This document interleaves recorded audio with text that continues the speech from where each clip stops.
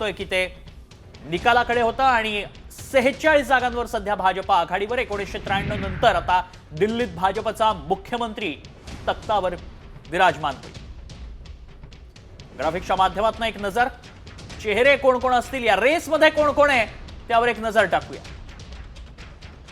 मनोज तिवारी खासदार आहेत. प्रवेश वर्मा हे नवी दिल्लीतनं उमेदवार आहेत ज्यांनी अरविंद केजरीवालांविरोधात निवडणूक लढवली आहे. वीरेंद्र सचदेवा दिल्लीचे प्रदेशाध्यक्ष आहेत.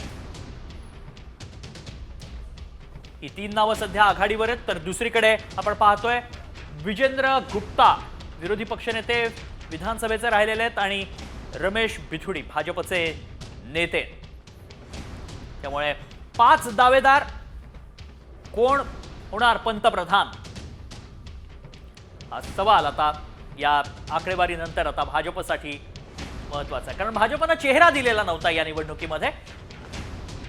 मुख्यमंत्री पदाचा चेहरा देण्यात आलेला नव्हता याही निवडणुकीत. भाजपनं हीच रणनीती कायम ठेवल्याचं पाहायला मिळालं. गेल्या अनेक निवडणुकांमध्ये भाजपनं मुख्यमंत्री पदाचा चेहरा जाहीर केला नव्हता. तशीच दिल्लीतही स्ट्रॅटेजी वापरण्यात आली होती. आणि आत्ताची मोठी बातमी नवी दिल्लीतनं येते, कारण अरविंद केजरीवाल पिछाडीवर असल्याचं पाहायला मिळतंय. आपला हा मोठा धक्का पाहायला मिळतोय. एकीकडे आप हरल्याचं जवळपास निश्चित होताना पाहायला मिळतं, मात्र दुसरीकडे अरविंद केजरीवाल देखील पिछाडीवर आहेत. नवी दिल्लीतून अरविंद केजरीवाल पिछाडीवर असल्याचंच पाहायला मिळतं आणि पिछाडी आणि हा आकडा आता वाढताना पाहायला मिळतोय.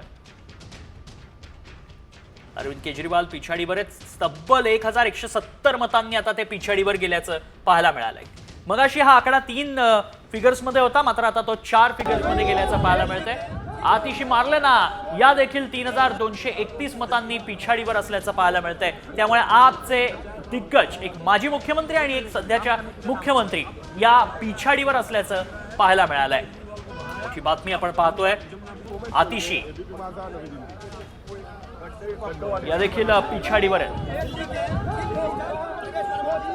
आतिशी यांच्याकडे पदभार सोपवण्यात आला होता जेव्हा केजरीवालांनी जेलमधनं आपल्या पदाचा राजीनामा दिला आणि त्यानंतर आतिशी यांना मुख्यमंत्री करण्यात आलं.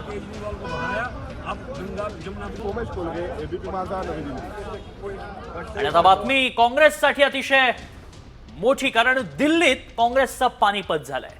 कारण दिल्लीत कलांमध्ये काँग्रेसला 0 जागा अद्याप मिळतात. दिल्लीकरांनी राहुल गांधींना स्पष्टपणे नाकारल्याचं दिसतंय. सलग 3री निवडणूक आहे काँग्रेससाठी ज्यात काँग्रेसला खातंही उघडता आलेलं नाही.